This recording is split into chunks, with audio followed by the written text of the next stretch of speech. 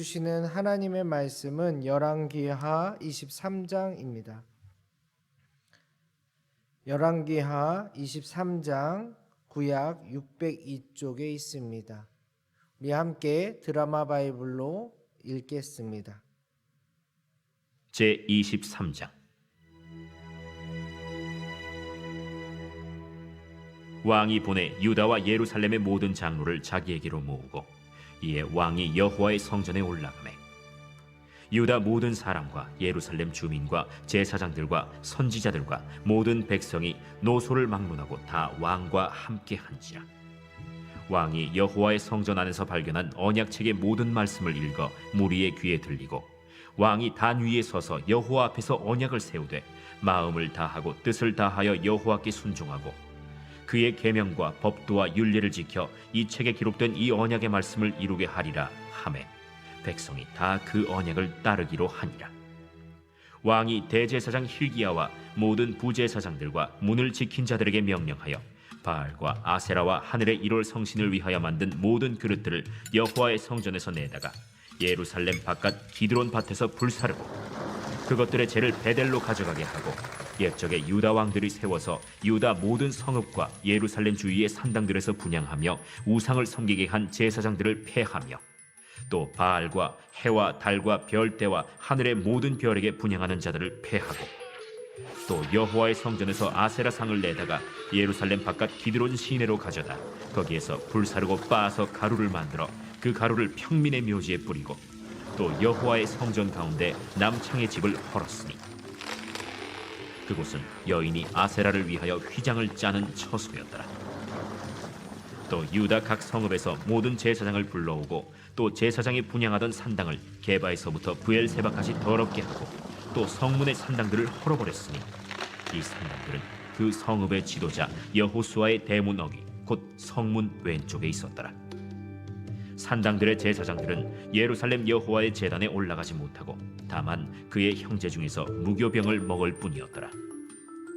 왕이 또 흰놈의 아들 골짜기에 도벳을 더럽게 하여 어떤 사람도 몰록에게 드리기 위하여 자기의 자녀를 불러 지나가지 못하게 하고 또 유다 여러 왕이 태양을 위하여 드린 말들을 제하여 버렸으니 이 말들은 여호와의 성전으로 들어가는 곳에 근처 넷이 나단멜렉의 집 곁에 있던 것이며 또 태양 수레를 불사르고 유다 여러 왕이 아하스의 다락 지붕에 세운 제단들과 므낫세가 여호와의 성전 두 마당에 세운 제단들을 왕이 다 헐고 거기서 빻아내려서 그것들의 가루를 기드론 시내에 쏟아버리고 또 예루살렘 앞 멸망의 산 오른쪽에 세운 산당들을 왕이 더럽게 하였으니 이는 옛적에 이스라엘 왕 솔로몬이 시돈 사람의 가증한 아스타롯과 모압 사람의 가증한 그모스와 암몬 자손의 가증한 밀곰을 위하여 세웠던 것이며 왕이 또 석상들을 깨뜨리며 아세라 목상들을 찍고 사람의 해골로 그곳에 채웠더라.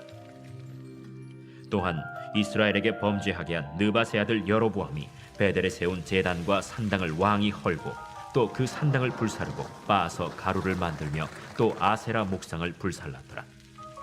요시야가 몸을 돌이켜 산에 있는 무덤들을 보고 보내어 그 무덤에서 해골을 가져다가 제단 위에서 불살라 그 제단을 더럽게 하니라. 이 일을 하나님의 사람이 전하였더니 그 전한 여호와의 말씀대로 되었더라. 요시야가 이르되 내게 보이는 저것은 무슨 비석이냐? 성읍 사람들이 그에게 말하되 왕께서 베델의 지단에 대하여 행하신 이 일을 전하러 유다에서 왔던 하나님의 사람의 묘실이니이다. 그대로 두고 그의 뼈를 옮기지 말라. 하매 무리가 그의 뼈와 사마리아에서 온 선지자의 뼈는 그대로 두었더라. 전에 이스라엘 여러 왕이 사마리아 각 성읍에 지어서 여호와를 경노하게 한 산당을 요시야가 다 제거하되 베델에서 행한 모든 일대로 행하고 또 거기 있는 산당의 제사장들을 다 제단 위에서 죽이고 사람의 해골을 제단 위에서 불사르고 예루살렘으로 돌아왔더라.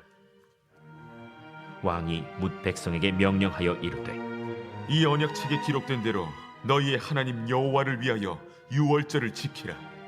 사사가 이스라엘을 다스리던 시대부터 이스라엘 여러 왕의 시대와 유다 여러 왕의 시대에 이렇게 유월절을 지킨 일이 없었더니 요시야 왕 18째 해에 예루살렘에서 여호와 앞에 이 유월절을 지켰더라. 요시야가 또 또 유다 땅과 예루살렘에 보이는 신접한 자와 점쟁이와 드라빔과 우상과 모든 가증한 것을 다 제거하였으니 이는 대제사장 hil기야가 여호와의 성전에서 발견한 책에 기록된 율법의 말씀을 이루려 함이라. 요시야와 같이 마음을 다하며 뜻을 다하며 힘을 다하여 모세의 모든 율법을 따라 여호와께로 돌이킨 왕은 요시야 전에도 없었고 후에도 그와 같은 자가 없었더라. 그러나 여호와께서 유다를 향하여 내리신 그 크게 타오르는 진노를 돌이키지 아니하셨으니 이는 므낫세가 여호와를 경노하게 한 그 모든 경노 때문이라. 여호와께서 이르시되 내가 이스라엘을 물리친 것 같이 유다도 내 앞에서 물리치며 내가 택한 이 성 예루살렘과 내 이름을 거기에 두리라 한 이 성전을 버리리라.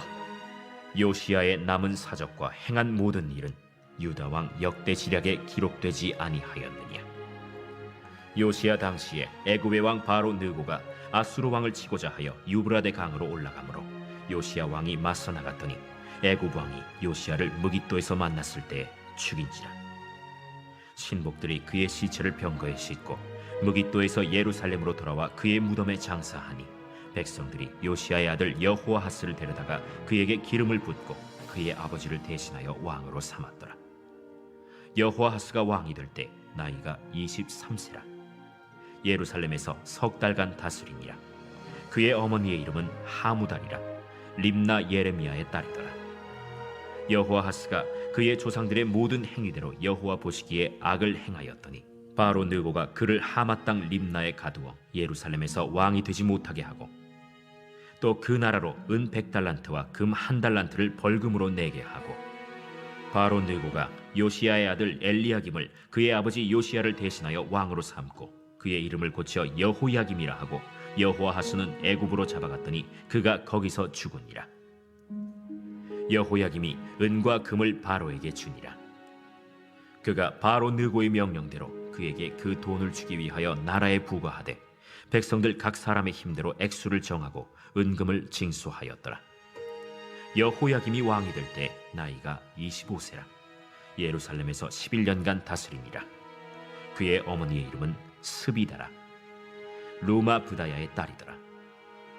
여호야김이 그의 조상들이 행한 모든 일을 따라서 여호와 보시기에 악을 행하였더라. 아멘.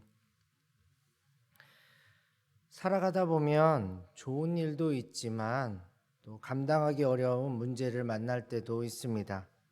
본인 또는 가족 중 큰 병이 걸린 경우, 잘 되던 사업이 한순간에 무너져 버리는 경우, 공을 들여 계획하고 준비했던 일들이 완전히 틀어져 버린 경우, 우리는 좌절을 하고 절망을 경험합니다. 그리고 그 절망감이 심해지면 우울해지고 삶의 의욕이 없어지며 다시 일어서 새로운 목표를 향해 나아간다는 것이 참으로 힘이 듭니다. 그런데 신앙을 가진 사람들은 좀 다릅니다. 물론 우리에게도 이런 문제가 다가올 때 그로 인한 좌절과 절망을 똑같이 느낍니다. 그러나 우리는 거기서 머무르는 것이 아니라 이 어려움 가운데에서도 말씀하시는 하나님의 뜻을 찾고자 합니다. 그리고 하나님께서 원하시는 지금 우리의 역할과 할 일을 감당하고자 합니다.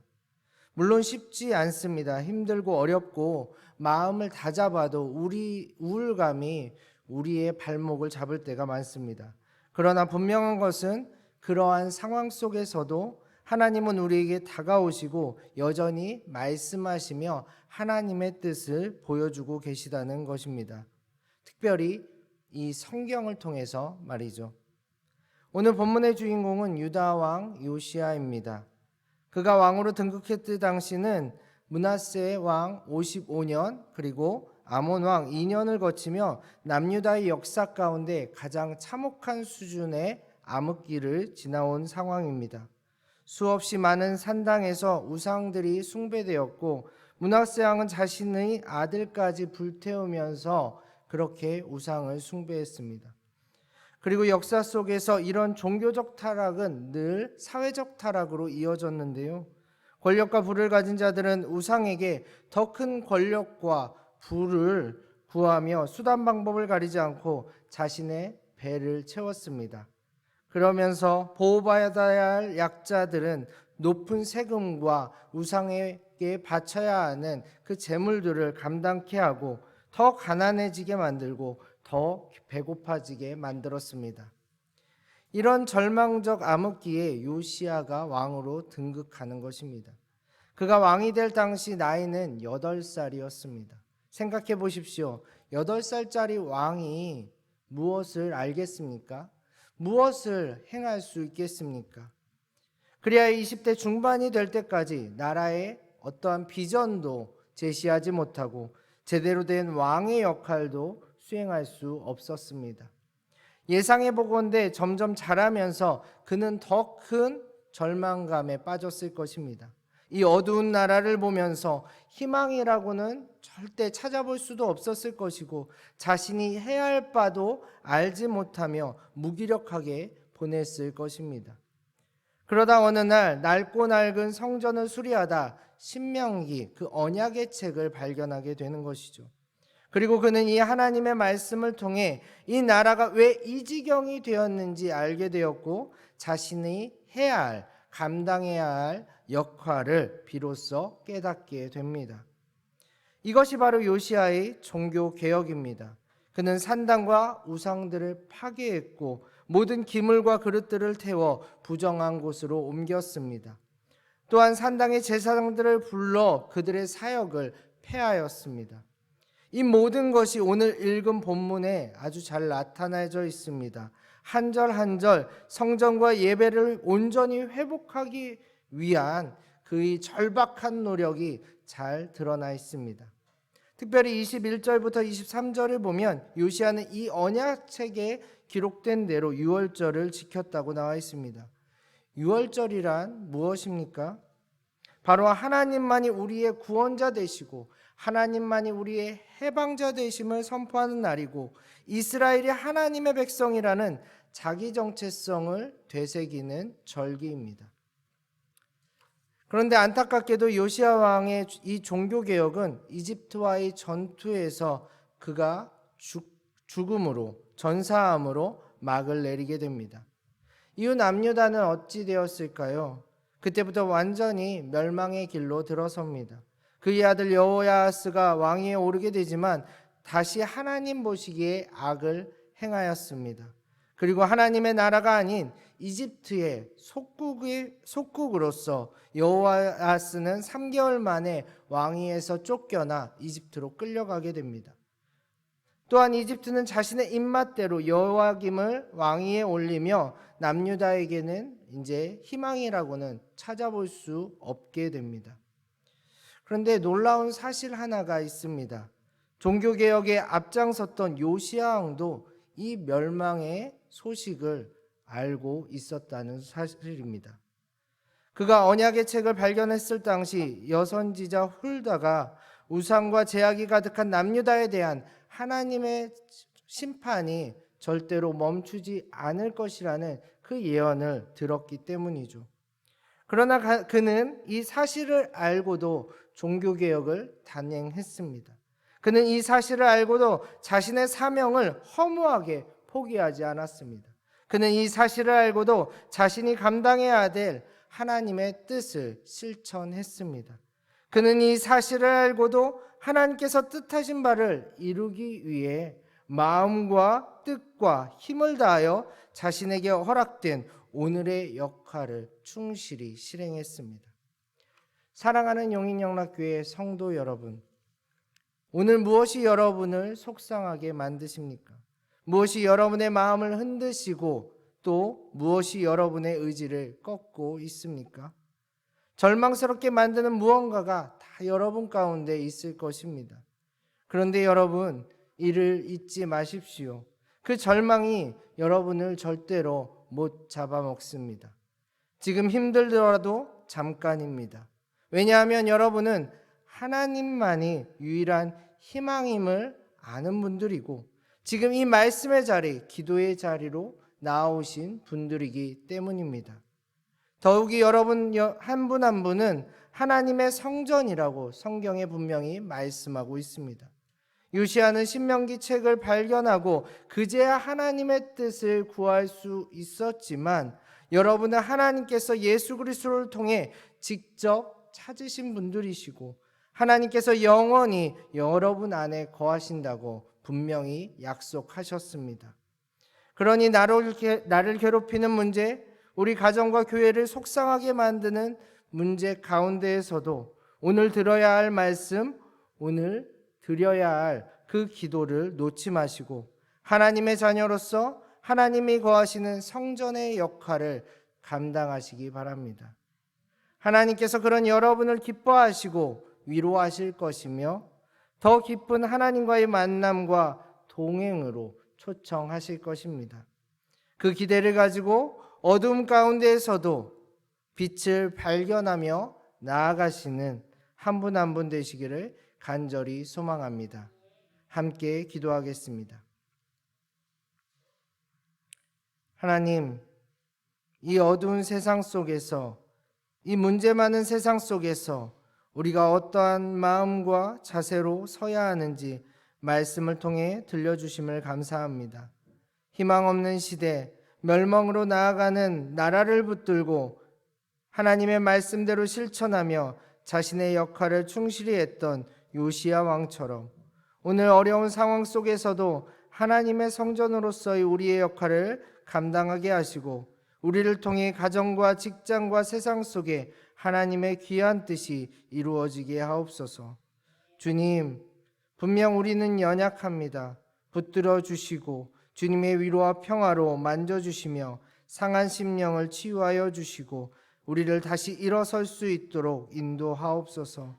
여기 계신 한 분 한 분 더 깊은 동행으로 함께하여 주시고 주님 주신 희망 가운데 오늘을 기대하게 하옵소서. 예수님의 이름으로 기도합니다. 아멘.